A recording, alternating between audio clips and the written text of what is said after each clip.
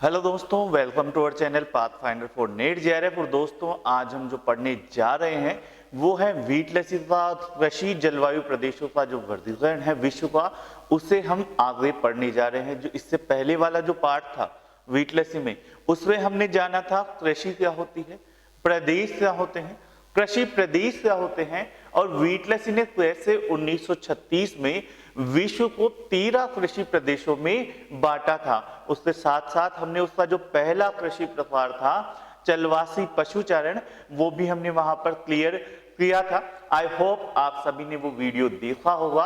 अगर नहीं देखा है तो उसका लिंक आपको डिस्क्रिप्शन में मिल जाएगा, साथ ही साथ वो आई बटन पर भी शो हो रहा होगा। तो पहले वो वाला वीडियो देखें, फिर उसके बाद में इस वीडियो पर हम कंटिन्यू करते हैं। और अगर आपको वीडियो अच्छे लग रहे हैं, चैनल का जो मटेरियल है वो आपको अच्छा लग रहा है, तो आप इसे सब्सक्राइब जरूर करें। साथ ही साथ जितने भी हमारे वीडियो है जो आप देखते हैं अच्छे लगते हैं, उनको अपने दोस्तों के साथ जरूर से जरूर शेयर करें।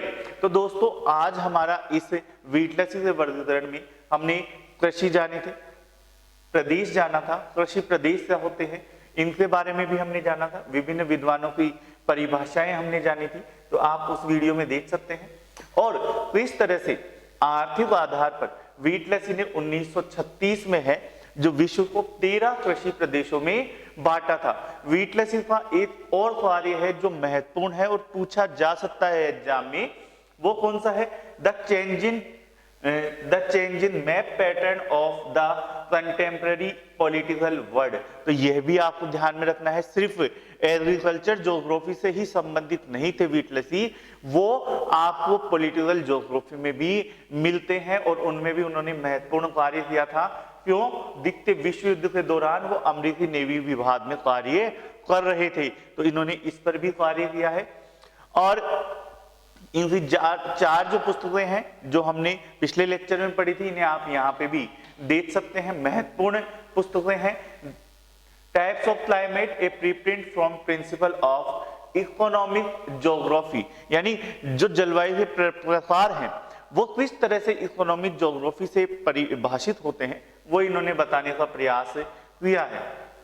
फिर वीटलसी से हमने ये सारे देखे, और हमने चलवासी पशुचारण पहला जो टाइप है वो हमने जानने का प्रयास किया है। तो पहले प्रकार से पहले मैं आपको एक बार फिर से जो 13 कृषि प्रदेश हैं उनका हम एक बार देख लेते हैं, क्योंकि ये भी पूछा जाता है कि कौन सा प्रकार वीटलसी ने नहीं दिया है, तो यह वीटलसी के प्रकारों में शामिल नहीं है। तो ये 13 के 13 डिटेल तो याद होनी चाहिए, साथ ही साथ इनके नाम भी आपको अच्छे से ध्यान होना चाहिए। तो इसमें चलवासी पशुचारण है, नोमैडिक हर्डिंग, व्यवसायिक पशुचालन है, लाइव स्टॉक रेंचिंग, स्थानांतरित कृषि है, शिफ्टिंग कल्टीवेशन। फिर आता है प्रारंभिक स्थायी कृषि, आदिम कृषि, चावल प्रधान गहन निर्वाह कृषि और चावल विहीन गहन निर्वाह कृषि। आज हम प्रयास करेंगे कि 6 या 7 जिसे हम बोलते हैं व्यवसायिक बागवानी कृषि प्रदेश, यहां तक पहुंच जाए। फिर आता है भूमध्य सागरीय कृषि प्रदेश, फिर आते हैं व्यावसायिक अन्न उत्पादक कृषि प्रदेश, व्यापारिक फसल एवं पशु उत्पादन कृषि प्रदेश, निर्वहन फसल एवं पशु उत्पादन कृषि प्रदेश, व्यापारिक दूध पशुपालन कृषि प्रदेश और विशिष्ट बागवानी प्रदेश। तो ये टोटल 13 प्रदेश है, इनके बारे में डिटेल से हम जानकारी प्राप्त कर रहे हैं। तो पहले के बारे में हमने जान लिए थे, अब चलते हैं दूसरे के बारे में। चलवासी पशुचारण, खानाबदोश और घुमक्कड़ इन्हें बोलते हैं, ये अर्थव्यवस्था है। और शुष्क क्षेत्रों में सामान्यतः ये होती है, वहां पर होती है शुष्क क्षेत्रों में जहां पर इतनी वर्षा नहीं होती जिससे हम फसल उत्पादन कर पाए, परंतु इतनी वर्षा हो जाती है जिससे घास के जो मैदान है वो बन जाते हैं। तो उन घास के मैदानों में ये अपने जो पशु हैं उनको चराते हैं, ठीक है। और ऐसा तो है नहीं एक बार घास चल लिया तो वहां पे दोबारा आ जाएगा, नहीं, दोबारा तो तभी आएगा जब वर्षा होगी। तो उस घास का पीछा करते हुए ये घूमते रहते हैं, ठीक है। यानी यहाँ पे घास समाप्त हो गई, फिर यहाँ पे आगे आ गए, फिर और आगे चले गए, फिर और। तो घास और पानी इन दोनों चीजों का पीछा करते हुए घूमते रहते हैं। शुष्क क्षेत्रों में ये अर्थव्यवस्था आपको मिलती है सामान्यतः। जिसे आप ये देख सकते हैं, है ना, ये घास का पूरा मैदान है, इसमें ये पशु है और ये इनके घर है, तंबूनुमा तंबू की तरह होते हैं, अस्थायी आवास होते हैं जिन्हें आसानी से दूसरी जगह पर शिफ्ट भी कर सकते हैं। तो ये ऑस्ट्रेलिया अमेरिका में जो चलवासी पशुचारण था वो आर्थिक सुविधाएं मिलने से, टेक्नोलॉजी मिलने से, इन सब की वजह से किसमें चेंज हो गया, व्यावसायिक पशुचारण में चेंज हो गया। उसे ही हम आगे पढ़ने वाले हैं। अब आ जाते हैं व्यापारिक पशुचारण। व्यापारिक पशुचारण, लाइफ स्टॉक रैंचिंग। ये क्या होता है, ये जो आपने डार्क एरिया जो देख रहे हैं, इन डार्क एरिया में यह पशुचारण सामान्यतः आपको मिलता है। इन एरिया में यह पशुचारण मिलता है। अब मुझे ये बताओ ये एरिया कौन से है, ये वो क्षेत्र है, कौन से क्षेत्र है, जो ग्रासलैंड है ना, शीतोष्ण घास से मैदान है, सामान्यतः प्रेरी, स्टेपीज, डाउन्स, है ना, वेल्ड। तो ये जो शीतोष्ण घास से मैदान है, इनमें बड़े बड़े क्षेत्र होते हैं, ठीक है, घास की भरपूर मात्रा होती है। और इन बड़े बड़े क्षेत्रों में हम व्यापारिक स्तर पर, व्यवसायिक स्तर पर जब हम पशुपालन करते हैं, तो इनके लिए दूध के लिए, दूध उत्पादों के लिए, मांस के लिए और चमड़े के लिए, तब उस चीज को हम कहते हैं व्यापारिक पशुचारण। अब ये इन क्षेत्रों में होता है, इन्हें हम डिटेल से जानते हैं। देखो ये अर्धशुष्क क्षेत्रों में जहां फसल अपेक्षाकृत प्राकृतिक घास पशुओं के लिए उपयुक्त मानी जाती है, ऐसे प्रदेशों में पशुपालन व्यवसाय स्तर पर क्या होता है, लाभदायक होता है। जहां पर जो प्राकृतिक फसल जो होगी, जो घास के रूप में होती है, वो यहाँ पर पशुओं के लिए लाभदायक मानी जाती है। तो यहाँ पर क्या होता है, अन्न उत्पादन नहीं होता, घास उत्पादन ज्यादा होता है। वो घास पशुओं को खिलाई जाती है और फिर उन पशुओं से हमें जो आय प्राप्त होती है, उसी से हम आजीविका चलाते हैं। व्यापारिक पशुपालन को विकसित करने का कार्य यूरोपीय आप्रवासियों को जाता है। यानी यूरोप में जब औद्योगिक क्रांति आई, तो औद्योगिक क्रांति आने के बाद क्या होता है, वहां पर संसाधनों पर दबाव बढ़ता है और नई दुनिया की खोज है वो प्रारंभ होती है। उस नई दुनिया की खोज जब उन्होंने करी, नई नई जगह खोजी, तो वहां खोजने के बाद वो वहां पर गए और वहां स्थायी निवास करा और वहां के संसाधनों पर ज्यादा से ज्यादा कब्जा करने का प्रयास किया। जैसे ऑस्ट्रेलिया है, ऑस्ट्रेलिया में जब वो गए तो खाली भूमि थी, है ना, घास की खाली भूमि थी। वहां पर यूरोपीय आप्रवासी गए, यूरोपीय लोग वहां पर गए और उन्होंने उन घास के मैदानों पर कब्जा कर लिया और वहां यूरोप से जो गाय बैल पशु जो लाए थे, उनका व्यवसायिक स्तर पर उत्पादन को करने लगे। उन्होंने नई जगहों की खोज की और वहां उपजाऊ घास के जो मैदानों पर बसकर अपने निजी स्वामित्व वाले चारागाह बनाए। और इन निजी स्वामित्व वाले जो चारागाह है, जो चारों ओर से मेड़बंदी जिनकी रहती है, उन्हें क्या कहते हैं, रेंज कहते हैं, ठीक है। जो निजी चारागाह है, जो चारों ओर से घिरे रहते हैं, उन्हें क्या कहते हैं, रेंज कहते हैं। तो कैसे होते हैं रेंज, ये भी हम जान लेते हैं। तो ये वाले, ये जो निजी चारागाह है, वो चारों ओर से क्या रहते हैं, मेड़बंदी रहती है, बंधे हुए रहते हैं। ये पूरा क्या है, बंधा हुआ है और ये एंट्रेंस इसका। तो ये जो होते हैं वो क्या होते हैं, रेंज कहलाते हैं, ठीक है दोस्तों।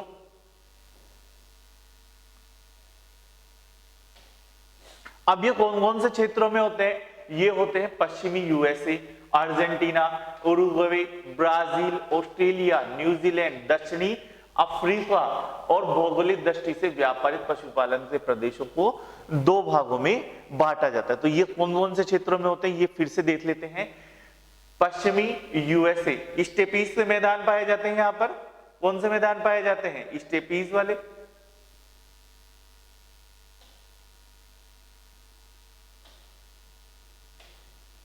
ये वाला क्षेत्र, ठीक है। फिर दूसरा जो क्षेत्र है वो कौन सा आ जाएगा आपका, इसमें ही देख लेते हैं हम, इस वाले मैप में ज्यादा सही रहेगा।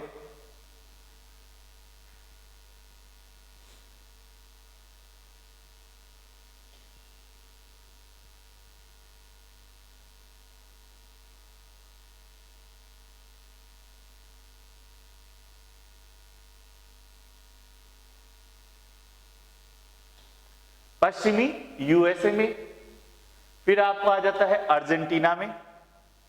तो पश्चिमी यूएसए कहां पर है, पश्चिमी यूएसए ये वाला क्षेत्र, ठीक है, और अर्जेंटीना ये वाला, उरुग्वे ये यहां पर रहा, और ब्राजील ये वाला क्षेत्र है, ठीक है।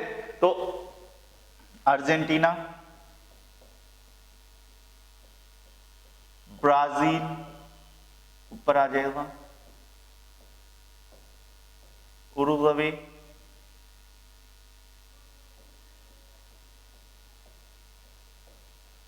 ठीक है, ये वाले जो क्षेत्र हैं उनमें आपको ये मिलते हैं ऑस्ट्रेलिया, न्यूजीलैंड और दक्षिणी अफ्रीका। तो ऑस्ट्रेलिया ये वाला क्षेत्र, यहां पर चारों ओर, मध्य में नहीं, मध्य से सराउंडिंग एरिया में यहां पर ऑस्ट्रेलिया, ये आज क्षेत्र आ जाता है न्यूजीलैंड, कैंटनबरी वाला मैदान, और ये क्षेत्र जो साउथ अफ्रीका है, दक्षिण अफ्रीका, वेल्ड वाले मैदान, ये वाला क्षेत्र, स्टेपीज, मध्य एशिया वाले, मध्य एशिया में ज्यादा नहीं है, ठीक है, मध्य एशिया में ज्यादा नहीं है, घास मैदान है, लेकिन मध्य एशिया में आपको व्यावसायिक पशुचारण है वो ज्यादा नहीं मिलता है।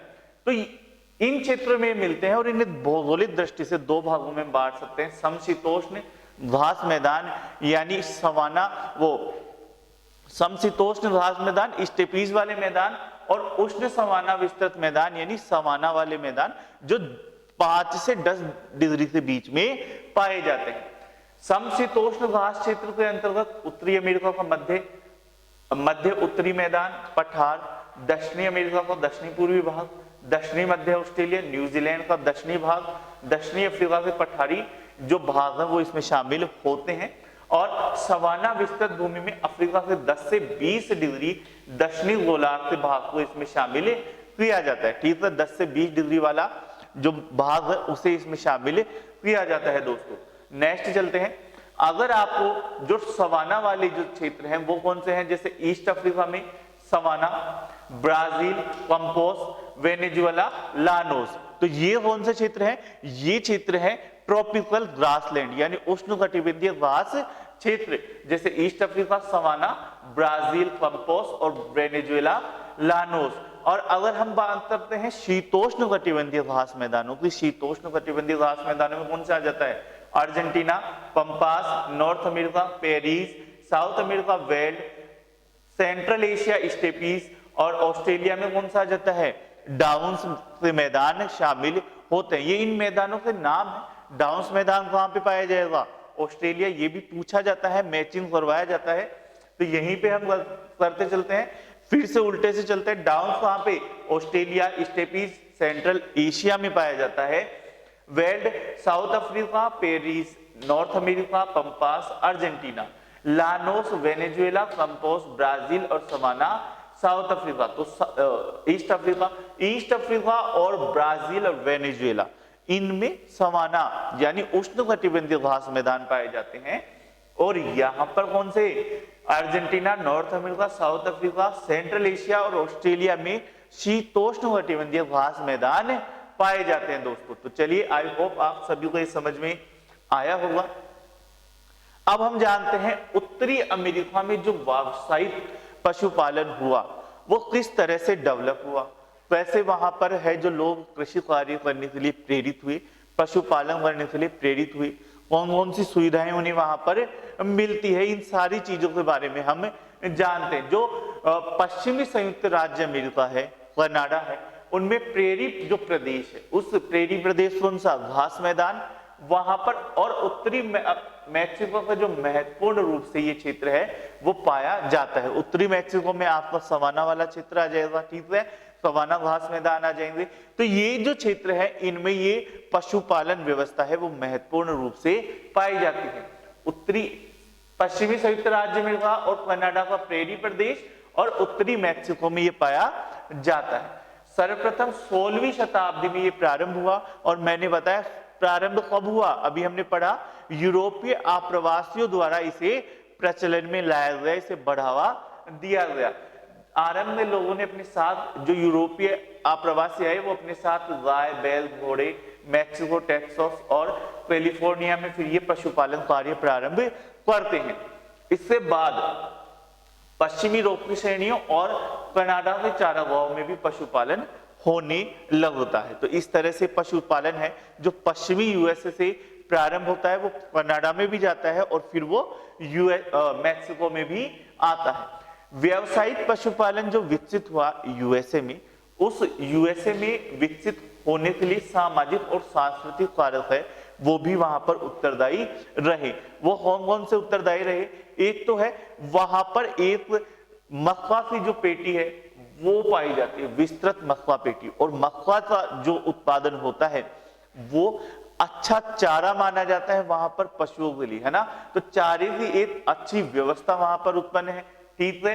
फिर पूर्व से पश्चिम तक रेल यातायात की भी आपको एक सुविधा मिलती है। पूर्व से पश्चिम तक, यानी कैलिफोर्निया का जो तट है, प्रशांत का जो तट है, प्रशांत महासागर का, वो पूर्व वाले तट से, यानी आपका शिकागो और बोस्टन वाला जो तट है वहां को जोड़ता है, और पूरे यातायात को जोड़ने में आप जानते हैं यहां से यहां तक आपको रेल यातायात की शानदार सुविधा उपलब्ध है। और इसी वजह से आप इस क्षेत्र में, हमें पता है अमेरिका का जो ज्यादातर औद्योगिकरण है वो कहां पर हुआ है, जो ज्यादातर शहर है, बड़े जो बसाव है वो कहां पर है? पूर्वी तट पर। पूर्वी तट है, ये ध्यान रखना, पूर्वी तट पर ज्यादातर बसाव है। तो बाजार कहां पर है?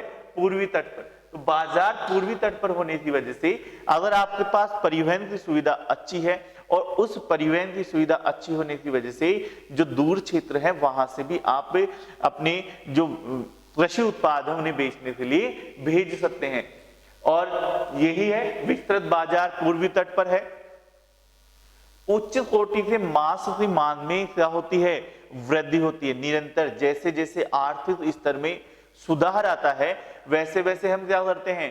खाद्यान्न जो हम खाते हैं उसकी गुणवत्ता में वृद्धि करने का प्रयास करते हैं। और अमेरिका में आपको पता है विकसित देश है, और वहां पर निरंतर मांस की जो गुणवत्ता है, उच्च कोटि के मांस की गुणवत्ता है, उसमें वृद्धि होती है, जिससे क्या है, ज्यादा से ज्यादा लोग हैं वो उस कार्य में संलग्न होने का प्रयास करते हैं। दूसरा जो सबसे महत्वपूर्ण कारक है कि पूर्व में तो बाजार है और पश्चिम में है जो उत्पाद है। अब कृषि उत्पाद ऐसे हैं जो ज्यादा समय तक चलते नहीं है, वो नष्ट हो जाते हैं। अब उन नष्ट होने के क्रम में आपको पता है, अगर आपके पास ऐसी सुविधा है जिससे आप बाजार से बाजार तक जो दूरी है ना, पूर्व और पश्चिम तक, तो उस दूरी को कवर करने के बीच में आपका उत्पाद खराब ना हो, तो जो दूरी वाला जो क्षेत्र है वहां पर ज्यादा से ज्यादा कृषि उत्पाद होंगे या नहीं होंगे, ज्यादा से ज्यादा पशुपालन होगा या नहीं होगा। तो पश्चिमी तट से पूर्वी तट से आने के समय के बीच में आपने एक ऐसी चीज बनाई, कौन सी? रेफ्रिजरेटर। आपने क्या बनाया? रेफ्रिजरेटर बनाया। और रेफ्रिजरेटर की जब खोज होती है तो उससे क्या होता है, आपका जो कृषि उत्पाद है, आपके जो पशु उत्पाद है, वो बिना खराब हुए, बिना नष्ट हुए लंबी दूरी तय करते हैं, और पश्चिमी तट से पूर्वी तट पर वैसे ही वैसे ही पहुंच जाते हैं। तो आपने रेल यातायात तो था ही, जिससे कम समय लग रहा था, लेकिन उस कम समय में भी संभावना रहती है कि वो खराब हो जाए, गुणवत्ता का ह्रास हो जाए। कम समय कितना लगेगा? ये भी तो एक है ना, ज्यादा से ज्यादा 100 किलोमीटर प्रति घंटा चला लोगे, फिर भी पूर्व से पश्चिम जा रहे हो तो एक दिन तो लगना ही लगना है ना।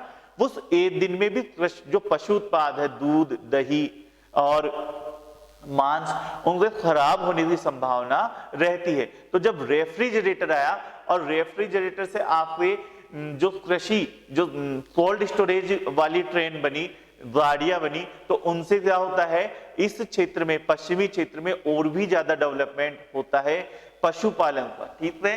तो रेफ्रिजरेटर से मांस और अन्य डेयरी उत्पादों का अधिक समय तक भंडारण संभव हुआ, जिससे उन्हें अधिक दूरी तक भेज सकते हैं। अब तो ये क्या है, पूर्वी तट पर ही नहीं जाते हैं, ये भी ध्यान रखें। अमेरिका से जो कृषि उत्पाद है यहां से चलते हैं, ठीक है, यहां पर आते हैं और फिर यूरोप में भी जाते हैं, ठीक है। तो ये सिर्फ पूर्वी तट तक ही सीमित नहीं है, ये आगे भी जाते हैं। फिर हम देखते हैं विस्तृत क्षेत्र पर रेंचेस पर वैज्ञानिक सुव्यवस्था यहां पर हुई है। नई नई टेक्नोलॉजीज आई हैं जिनसे क्या है, कम समय में ज्यादा उत्पादन प्राप्ति होने लगा है। तो अधिक मुनाफे वाली चीज है ना, तो अधिक मुनाफा मिलेगा तो ज्यादा से ज्यादा लोग इसे करने का प्रयास करते हैं, ज्यादा से ज्यादा लोग ऐसी चीजों की प्रैक्टिस है वो करते हैं। तो जैसे ग्रेट प्लेन्स, रोकी की घाटियां और पश्चिमी शुष्क प्रदेशों में सिंचित घाटियों में ये क्षेत्र है वो बड़ा है, फैला है। ठीक है, तो ये जो व्यवस्था है वो उत्तरी अमेरिका की विशेषता है। अब उत्तरी अमेरिका में ही ऊन प्राप्त करने के लिए, ऊन प्राप्त करना भेड़ों से, ये दूसरा महत्वपूर्ण क्या है, कार्य है। जैसे हम दूध, मांस ये तो करते ही करते हैं, लेकिन ऊन प्राप्त करना भी महत्वपूर्ण व्यवसाय है। और मांस पशु और भेड़ के अतिरिक्त अंगोरा, ये पूछा जा सकता है, अंगोरा बकरियां वहां पे पाली जाती है, कहां पे मिलती है, तो कहां पर मिलती है ये उत्तरी अमेरिका में इनका पालन होता है। लगभग 40% मांस पशु तथा 65% भेड़ें हैं जो उत्तरी अमेरिका में पाली जाती है। 40% तो मांस पशु और 65% भेड़ें उत्तरी अमेरिका में जो व्यावसायिक पशुपालन है उसकी विशेषता है। अब हम चलते हैं दक्षिणी पूर्वी अमेरिका के व्यावसायिक पशुपालन की विशेषताएं जानते हैं। ये क्या है, दक्षिणी पूर्वी अमेरिका की व्यावसायिक पशुपालन में हम जब आते हैं तो हमें 3 क्षेत्र मिलते हैं। 3 क्षेत्र कौन कौन से मिलते हैं? एक तो हमें मिलता है अर्जेंटीना, एक पराग्वे और एक उरुग्वे। तो ये जो 3 क्षेत्र है, इन 3 क्षेत्रों में दक्षिण अमेरिका में पशुपालन है वो महत्वपूर्ण रूप से होता है। अर्जेंटीना, ये मैं बता रहा हूं आपको, अर्जेंटीना ये रहा है ना। पराग्वे कौन सा है, ये, और उरुग्वे कौन सा है, ये वाला क्षेत्र उरुग्वे है। तो इन क्षेत्रों में आपको दक्षिण अमेरिका में महत्वपूर्ण रूप से पशुपालन देखने को मिलता है। अब किस तरह से ये कार्य करता है? पशुपालन दृष्टि से यूएसए की तरह विकसित इन क्षेत्रों में क्या होता है, अर्जेंटीना, उरुग्वे और दक्षिणी ब्राजील के घास क्षेत्रों को सम्मिलित किया जाता है। ब्राजील वाला क्षेत्र भी आ जाएगा। कौन सा क्षेत्र है? ब्राजील वाला, ये वाला क्षेत्र। तो ये वाले क्षेत्र इसमें शामिल होते हैं। अर्जेंटीना का उपजाऊ कौन सा मैदान है? पंपास मैदान, जहां उत्तम प्राकृतिक चारागाह उपलब्ध होते हैं। आपको ये ध्यान रखना है, अर्जेंटीना में कौन सा मैदान है जहां से हमें चारा प्राप्त होता है? तो पंपास वाला मैदान है। यहीं से क्वेश्चन आएंगे। ठीक है, व्यवसायिक पशुपालन की जो विशेषता है वो हमने पढ़ ली। ठीक है, अब अलग अलग क्षेत्रों में मैं क्यों बता रहा हूं आपको कि वहां पे कौन से मैदान है जिससे वहां पर व्यवसायिक पशुपालन हुआ है। तो आपका व्यवसायिक पशुपालन अर्जेंटीना में कौन से मैदानों में हुआ है, यही क्वेश्चन बनेगा। पंपास के मैदानों में यह होगा। फिर अर्जेंटीना है वो विश्व का 1/3 गोमांस निर्यात करता है। गोमांस या बीफ जिसे बोलते हैं वो निर्यात करने में सबसे बड़ा देश कौन सा है? अर्जेंटीना। 1/3 यानी 33.33% ये निर्यात करता है और पहले स्थान पर है। कौन से स्थान पर है? पहले। साथ ही विश्व का लगभग 9% ऊन जो होता है ना, ऊन, वूलन, वो भी यही निर्यात करता है। ऊन भी निर्यात यही करता है, जिससे अभी सर्दी है ना तो गर्म कपड़े हैं वो ये इन्हीं ऊन से बनते हैं। भेड़ और मेमनों की दृष्टि से विश्व का चौथा महत्वपूर्ण देश है कौन? अर्जेंटीना। चौथा महत्वपूर्ण देश है जहां पे भेड़ और मेमने सबसे ज्यादा पाए जाते हैं। हम आगे पढ़ेंगे, पहले और दूसरे, तीसरे पे कौन सा है? अर्जेंटीना में पंपास से अतिरिक्त अन्य महत्वपूर्ण चारागाह में पराग्वा, ये पूछ सकते हैं। उरुग्वे नदियों के मध्यवर्ती भाग, पश्चिमी पर्वतीय एवं शुष्क मैदानी भाग, दक्षिणी पेटागोनिया और टेराडेल वे क्षेत्र महत्वपूर्ण है। उरुग्वे की 60% भूमि और 60% निर्यात इन्हीं पदार्थों से संबंधित है। ये ध्यान में रखना है। उरुग्वे जो है उस देश की 60% भूमि का उपयोग पशुपालन में होता है। और उस देश से जो निर्यात होने वाली जो चीजें हैं, जो चीजें बाहर भेजी जाती हैं, उनमें भी 60% हिस्सेदारी पशुपालन से संबंधित जो उत्पाद है उन्हीं की होती है। यही बोलना चाह रहा है। एक देश है, उस देश में कितने क्षेत्र में पशुपालन होता है? 60%। और उस देश से बाहर भेजे निर्यात जो करता है उसमें जो योगदान है वो भी 60% ये इसका पशुपालन का। तो वो देश कौन सा है? उरुग्वे है। ठीक है। ब्राजील दोनों ही क्षेत्रों में पशुपालन विकसित लाभप्रद है, फिर भी यहां पर क्या है, उद्योग है जो पंपास की अपेक्षा, जो पंपास से जो मैदान है उनकी तुलना में यहां पर जो पशुपालन है वो कम लाभदायक है। परंतु यहां पर क्या है, अर्जेंटीना, ब्राजील और उरुग्वे में जो अर्जेंटीना वाला जो क्षेत्र है पंपास की तुलना में कम लाभदायक है पशुपालन। परंतु यहां पर क्या है, एक जो घास है प्राकृतिक वो निरंतर और वर्ष भर उपलब्ध रहती है, जिस वजह से क्या है यहां पर पशुपालन विकसित होता है और हम पशुपालन देखते हैं यहां पर। फिर आ जाता है ऑस्ट्रेलिया और न्यूजीलैंड में व्यापारिक पशुपालन की विशेषता। तो ऑस्ट्रेलिया और न्यूजीलैंड में किस तरह से व्यापारिक पशुपालन चलता है? तो यूरोपीय आप्रवासियों द्वारा ही यहाँ पर लाए गए जानवर और उनसे पशुपालन है वो व्यवसायिक स्तर पर पहुंचा।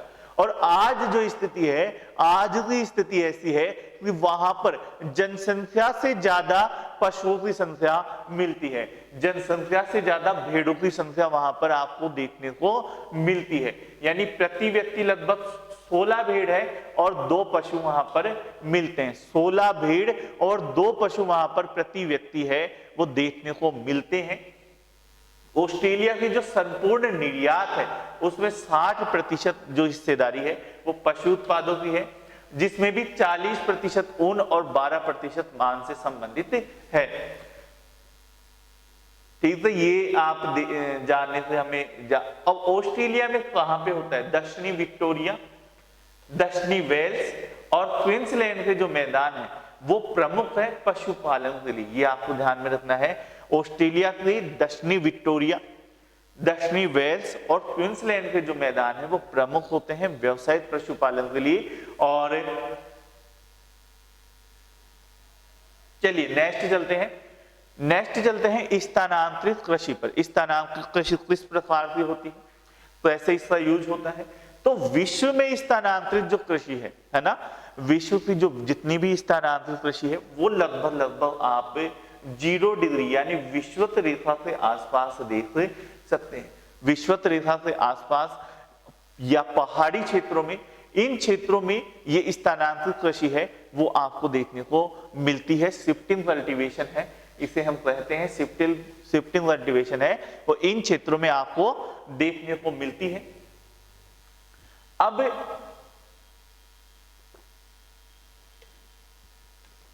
होती क्या है यह भी जान लेते हैं।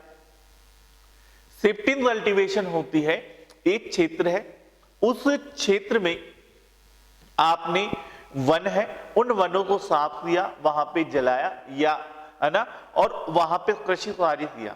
ठीक है, और थोड़े समय बाद जब उसकी उपजाऊपन कम हो गया, 5 साल, 3 साल, 6 साल, तो आप उस क्षेत्र को छोड़कर चले जाते हैं, दोबारा दूसरे क्षेत्र में जाते हैं, ठीक है, पड़ोस वाले, और वहां के वनों को साफ करते हैं, जलाते हैं और वहां पर कृषि कार्य प्रारंभ करते हैं। यानी आप स्थायी भी नहीं है और अस्थायी भी नहीं है। ठीक है, आप स्टेप बाय स्टेप जैसे जैसे भूमि की उपजाऊपन नष्ट होता जाता है आप आगे बढ़ते जाते हैं। तो यही जो प्रक्रिया है उसे शिफ्टिंग कल्टीवेशन कहा जाता है। अब ये नई टेक्नोलॉजी है या पुरानी? तो पुरानी है, आदिम प्रगति है ना, पुरानी पद्धति है ये। ठीक है, प्रारंभिक कृषि व्यवस्थाओं में से एक इसे माना जाता है, जिसमें उत्पादन की मात्रा क्या होती है? कम प्राप्त होती है, कम ज्यादा तो कम प्राप्त होती है। जो उत्पादन हमें जो प्राप्त होता है, जो क्वालिटी हमें प्राप्त होती है वो कम प्राप्त होती है, अच्छी प्राप्ति नहीं होती। क्यों?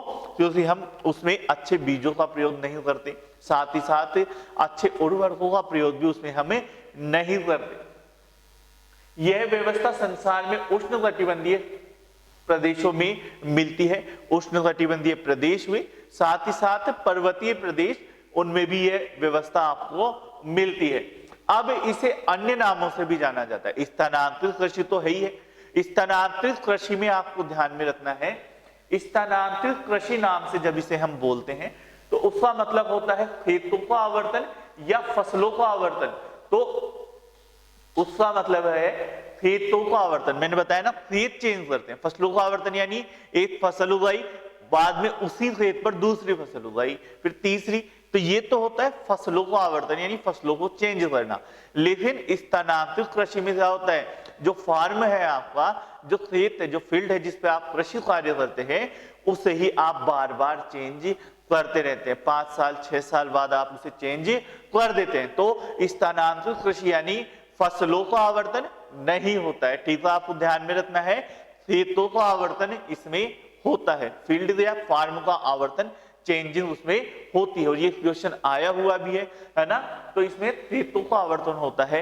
एक तो नाम ये हो गया। आदिम जीवनकालीन जीवन निर्वाह, आदिम कालीन जीवन निर्वाह कृषि, इसे भी यह कहते हैं। ये पुरानी पद्धति है, इसलिए इसे आदिम कालीन जीवन निर्वाह कृषि पद्धति भी कहते हैं।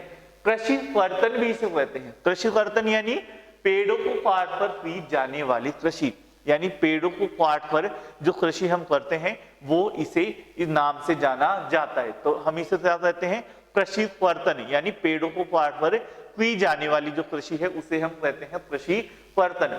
फिर आता है दहन कृषि। दहन कृषि भी इसे बोलते हैं, यानी पेड़ों को जलाकर। एक तो हो गया काट कर और एक दूसरा हो गया जलाकर। ठीक है। तीसरा आता है बुश फैलो, यानी झाड़ आएगा, झाड़ पड़त कृषि। बुश फैलो यानी झाड़ पड़त कृषि, झाड़ियों को हटाकर। ठीक है। बुश फैलो का मतलब क्या हुआ, झाड़ पड़त कृषि यानी झाड़ियों को हटाकर। झूमिंग कृषि यानी आग लगाकर वे झाड़ियां हटाकर, है ना। ये झाड़ियों में हर बार मिस्टेक आई है, झाड़ियां हटाकर। ठीक है। झूमिंग कृषि यानी आग लगाएंगे और झाड़ियां हटाएंगे। तो स्लेश एंड बर्न, काटो और जलाओ कृषि भी से कहते हैं। ठीक है। तो ये झूमिंग कृषि में आएगा, स्लेश एंड बर्न, काटो और जलाओ। तो ये अलग अलग नाम इनसे अलग अलग क्षेत्रों में है। कुदाली कृषि यानी भूमि को खोदकर। तो ये जो नाम है, ये सारे नाम स्थानांतरित कृषि से ही है। इनमें से एक भी नाम अगर आपके पास आता है एग्जाम में, तो उसका तात्पर्य सिर्फ यही रहेगा कि वो आपसे स्थानांतरित कृषि के बारे में पूछना चाह रहा है। जो भी उसने टर्म यूज किया है, इनमें से और नाम है, वो नाम है क्षेत्र के आधार पर। ठीक है। इस क्षेत्र में ये कृषि होती है, तो इसे जैसे मिल्पा है, रे है, कोनुको है ना, तो तमराई है। तो ये जो नाम है वो नाम है क्षेत्र के आधार पर। लेकिन ये जो नाम है वो नाम है किस तरह से आप वह कृषि करते हैं। झाड़ियां हटाते हैं, झाड़ियों की लगी है फिर उसमें आग लगा देते हैं, पेड़ों को हटाते हैं या पेड़ों में आग लगाते हैं, तो किस तरह से आप ये कृषि कार्य करते हैं, उस आधार पर इसके 7 नाम है। ठीक है। और यही नाम है। इनके अलावा एग्जाम में आपको दूसरे नाम शायद ही देखने को मिलेंगे। तो 7 नाम है, अन्य नामों से भी इसे जाना जाता है। इनमें से एक भी नाम आता है स्थानांतरित, आदिमकालीन जीवन निर्वाह कृषि, प्रतंग कृषि, दहन कृषि, बुश फैलो, झूमिंग, स्लेश बर्न या कुदाली कृषि, तो उसका मतलब स्थानांतरित कृषि से ही लिया जाए। ठीक है दोस्तों। अब चलते हैं नेक्स्ट पे।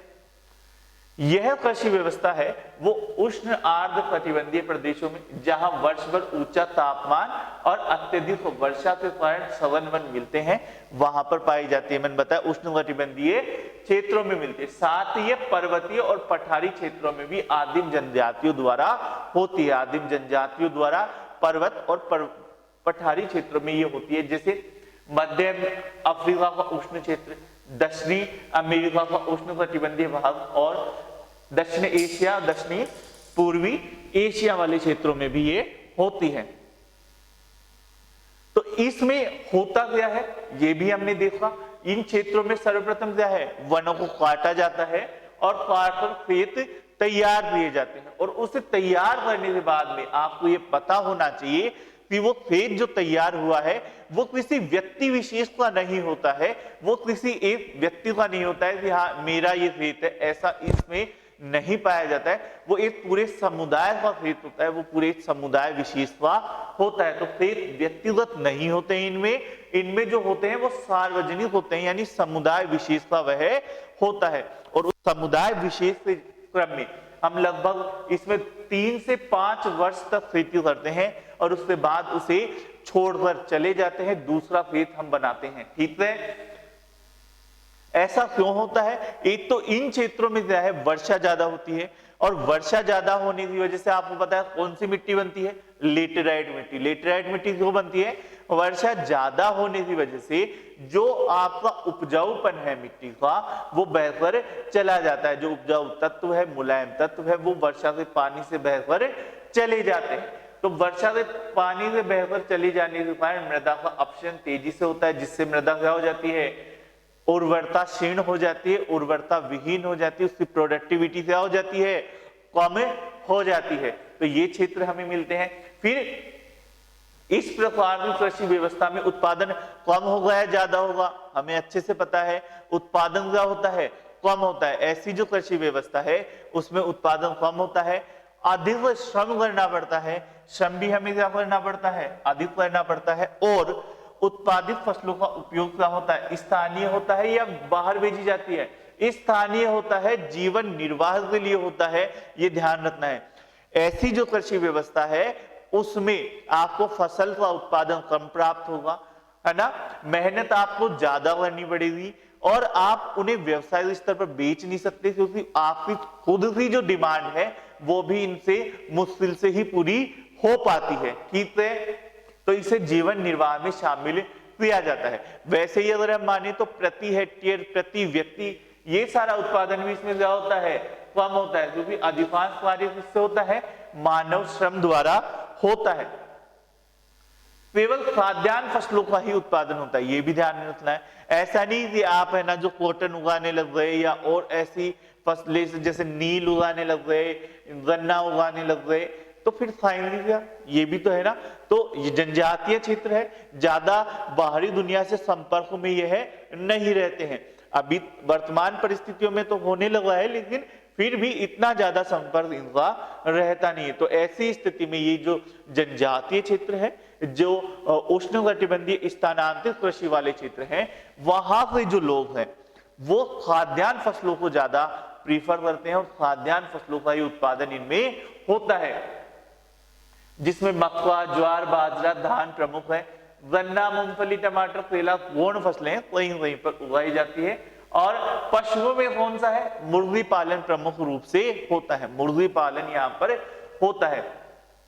कृषि से अतिरिक्त मछली पकड़ना, शिकार करना, वन खाद्य का संग्रहण करके जीवन यापन करते हैं। मछली पकड़ने का कार्य भी होता है, शिकार भी होता है, और वनों के जो उत्पाद है, जो गौण वन फसलें हैं, 12 फसलें हैं जो गौण में है, जैसे लाख हो गए। लाख कौन सी होता है, जिससे चूड़ी बनती है, ठीक है, चूड़ियां बनती है लाख से, तो उनका संग्रहण करना या और औषधियों का संग्रहण करना, ताड़ के पत्ते हो गए उनका संग्रहण करना, जिनसे एक पत्तल बनती है, पत्तल भी तो बनती है पत्ते से, तो उनका संग्रहण करना। तो ये 12 जो किस्म है उनका ये संग्रहण करते हैं। अब यहां पे क्या है, जलवायु ऐसे, आप ऐसे बोलो सर गाय क्यों नहीं पालते, है ना, अरे ज्यादा वर्षा होती है और जलवायु इतनी विषम है, ठीक है, विविधता ज्यादा है, जलवायु विषम है, इसलिए जो पशुपालन है वो यहाँ पर नहीं होता। विषम जलवायु की वजह से पशुपालन क्या रहता है, गौण रहता है, यहाँ पर पशुओं का क्या पाया जाता है, अभाव पाया जाता है। जनसंख्या ज्यादा पाई जाती है, कम पाई जाती है, ठीक है, साथ ही जनघनत्व भी कम पाया जाता है।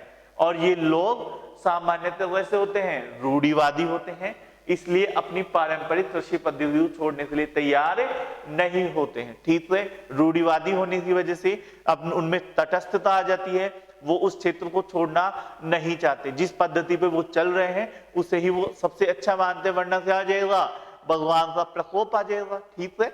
तो ये चीजें जो होती है उस वजह से ये उसी व्यवस्था में अभी भी संलग्न है, उसी कार्य को करते चले आ रहे हैं। अब इसमें जो समस्याएं आती है, जो स्थानांतरित कृषि में जो समस्याएं आती है वो कौन सी आती है? एक तो भूमि की उर्वरता में कमी आती है, ठीक है।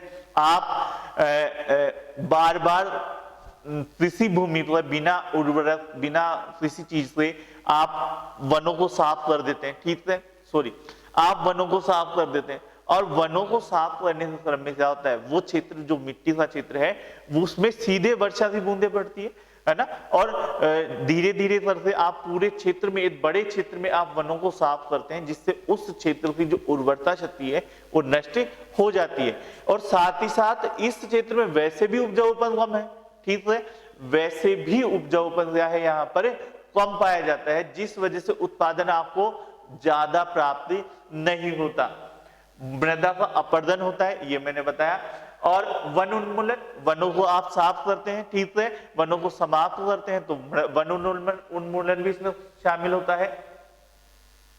आवासों का विनाश, विशेषतः उत्तर पश्चिम भारत में आवासों का विनाश होता है। आप एक क्षेत्र से दूसरे क्षेत्र में जाते हैं, ठीक है, आपने आग लगाई, वन है ना, स्लेश बर्न किया, और वो आग है वो पूरे क्षेत्र में जंगल में फैल गई।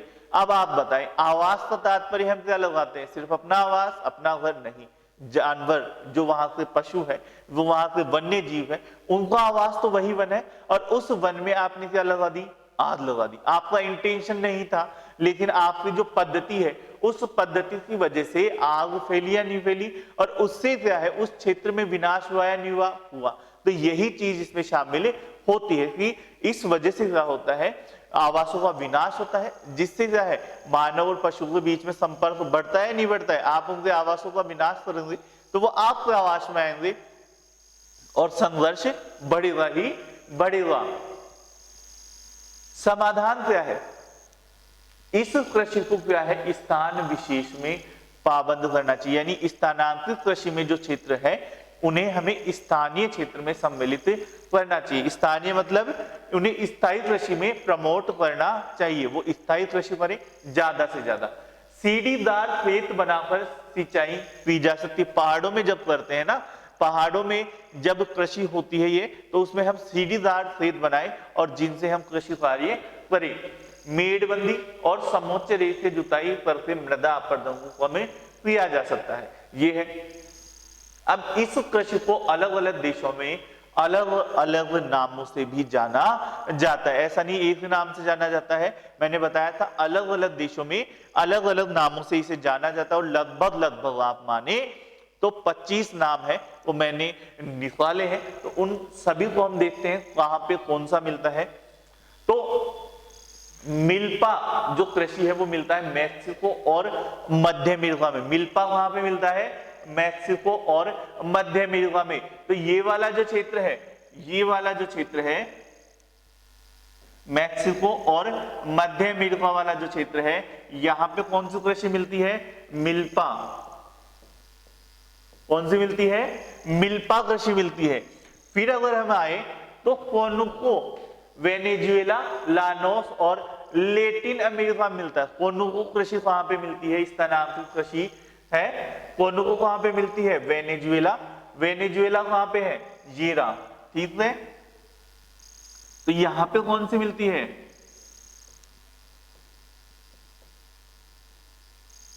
कोनुको कृषि मिलती है। इस स्थानांतरित कृषि का जो नाम कोनुको कहां पे मिलता है? वेनेजुएला में मिलता है। फिर अब हम आते हैं रोको कृषि। रोको जो नाम है वो कहां पे मिलता है? ब्राजील, लेटिन अमेरिका में बोरो जनजाति द्वारा। तो ब्राजील में कौन सी आती है? रोको। रोकना है हमें, तो ब्राजील में क्या नाम हो जाएगा? रोको। फिर अगर हम आ जाते हैं मोसोले। मोसोले कहां पे है? कांगो बेसिन, अफ्रीका में। तो मोसोले कहां पे आ जाएगा? ये रहा, कांगो वाला ये क्षेत्र है, ठीक है। तो ये जो क्षेत्र है नदी वाला, यहां पे कौन सा आता है? मोसोले।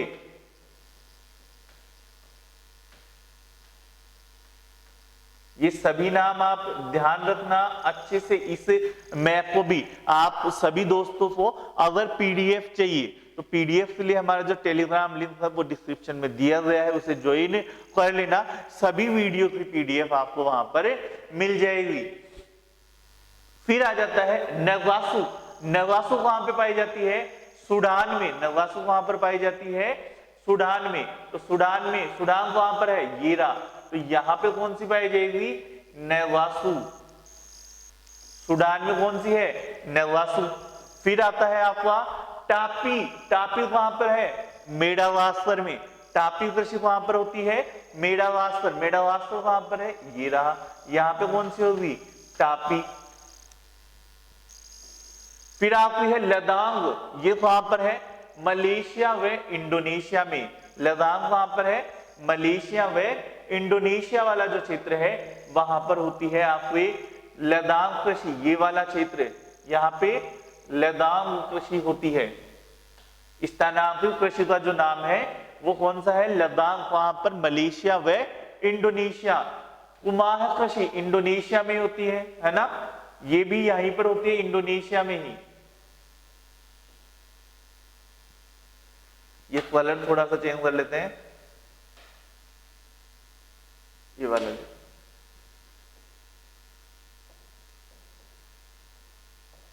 ये भी इंडोनेशिया में। फिर आपको कौन सा आता है? तुगिया। ये कहां पर है? म्यांमार में। तुगिया कृषि कहां पर है? म्यांमार। म्यांमार कहां पर है? ये रहा। यहां पर कौन सी है? तुंगिया। फिर आ जाता है चीना कृषि। ये कहां पर होती है? श्रीलंका में। ये तो अच्छे से हमें पता है। चीना कहां पर है? श्रीलंका। चीना कृषि कहां पर होती है? श्रीलंका में होती है। तो ये श्रीलंका है आपका। और यहां पे कौन सी है? चेन्ना। चेन्ना कृषि होती है कहां पर? श्रीलंका में। रे कृषि कहां पे? वियतनाम में। रे कृषि कहां पर? वियतनाम। और वियतनाम कहां पर है? ये पूरा आपका वियतनाम आता है। और यहां पे कौन सी कृषि है? रे कृषि है। फिर आता है झूमिंग कृषि। वो उत्तर पूर्वी भारत में। उत्तर पूर्वी जो भारत आ जाएगा उसमें कौन सी कृषि आ जाएगी? झूमिंग कृषि आ जाएगी। तो ये वाला जो क्षेत्र है इसमें कौन सी है? झूमिंग कृषि।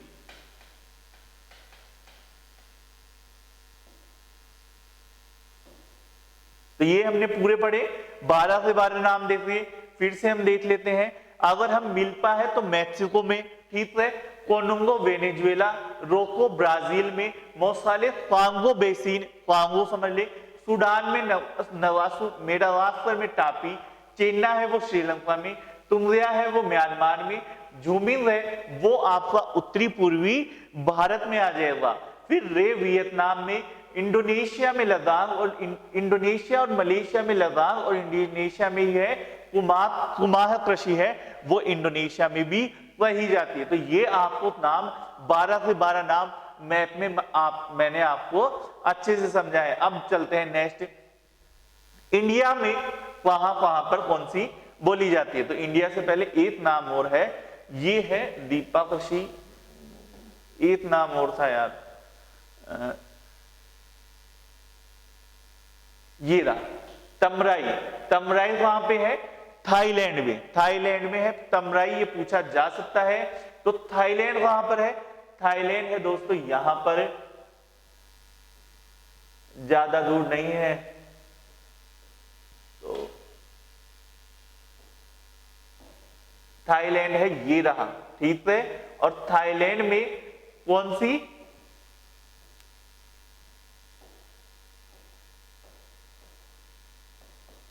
तमराई। तमराई कृषि है वो होती है थाईलैंड में। तो ये 13 कृषि प्रकार है जो विश्व स्तर पर आपको ध्यान में रखने हैं। इनसे बाहर एक भी क्वेश्चन नहीं आएगा, यानी संभावना कम है। फिर आ जाते हैं पोणम। पोणम है वो होती है केरल में। भारत में अगर हम बात करें तो केरल में कौन सी होती है? केरल कहां पर है? ये रहा, यहां पे पोणम। कौन सा जाएगा? पोणम। फिर अगर हम आगे चलते हैं, पेड़ा। पेड़ा कृषि कहां पे होती है? एमपी में। तो एमपी में कौन सी हो जाएगी? पेड़ा कृषि। तो पेड़ा कृषि एमपी में हो जाएगा, ठीक है। फिर अगर हम आगे चलें कुमारी, कुमारी कृषि कहां पर होगी? पश्चिमी घाट में। तो पश्चिमी घाट वाला जो क्षेत्र है उसमें कौन सी कृषि हो जाएगी? ये वाला जो क्षेत्र है वहां पे कौन सी हो जाएगी? कुमारी। ठीक है, इसे मध्य प्रदेश से फिर से निकाल देते हैं। और पेड़ा कृषि, पेंडा कृषि, है ना। और तमराई फिल है वो हिमालयन क्षेत्र में होती है। फिल जो कृषि है वो कौन से क्षेत्रों में होती है? हिमालयन क्षेत्रों में होती है। तो हिमालयन क्षेत्र ये है, इन क्षेत्रों में कौन सी कृषि होती है? फिल।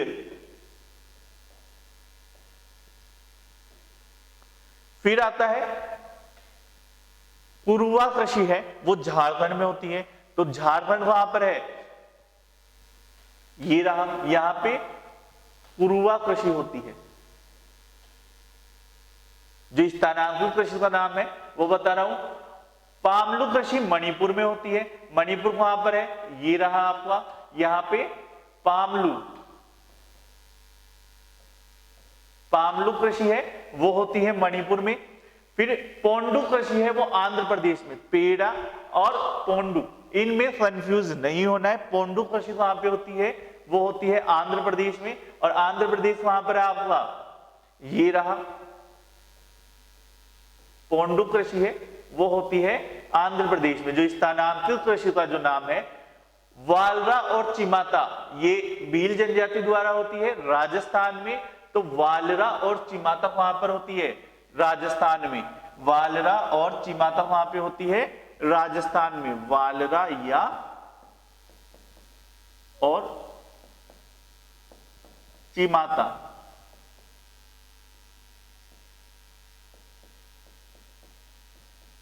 वालरा और चिमाता, ये कहां पर होती है?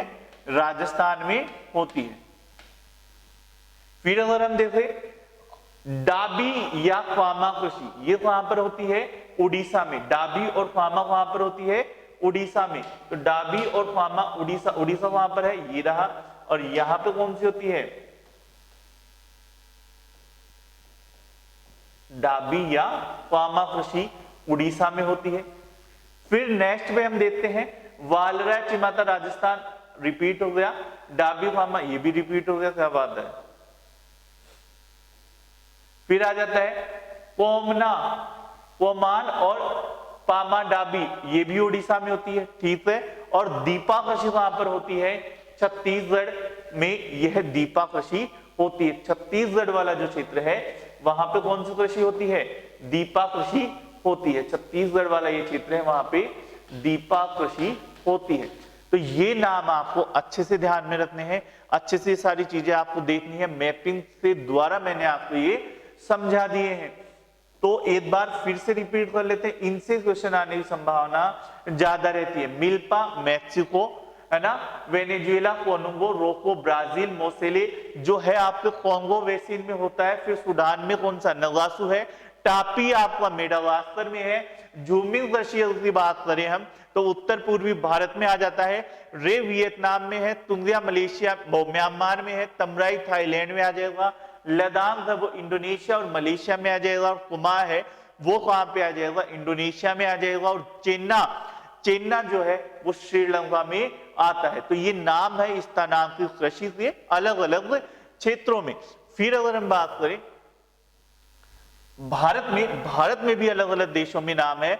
जैसे वालरा और चिमाता राजस्थान में आ जाएगा। पेड़ा मध्य प्रदेश में। अगर आप इसकी बात करते हैं पश्चिमी घाट की, तो पश्चिमी घाट में जो होती है उस कृषि को हम कहते हैं कुमारी। पोनम आ जाता है आपका केरल में। पोंडू आ जाता है आपका आंध्र प्रदेश में। डाबी और ख्वामा उड़ीसा में। दीपा कृषि छत्तीसगढ़ में। पुरुवा है वो झारखंड में। और पामलू कृषि है वो मणिपुर में आ जाती है। तो इस तरह से आप इसे देख सकते हैं। झूमिंग है वो पूरा उत्तर पूर्वी भारत में आ ही जाएगी। तो ये स्थानांतरित कृषि का पूरा हमने देखा मैपिंग वाइज, ये महत्वपूर्ण रहती है हमेशा। तो चलिए दोस्तों आज के लिए बस इतना ही। और इससे बाद जो आपका फोर्थ से हम नेक्स्ट क्लास में देखेंगे। आई होप आप सभी को ये वीडियो अच्छा लगा होगा। अच्छा लगा है शेयर करें, लाइक करें और सब्सक्राइब जरूर करें। धन्यवाद दोस्तों।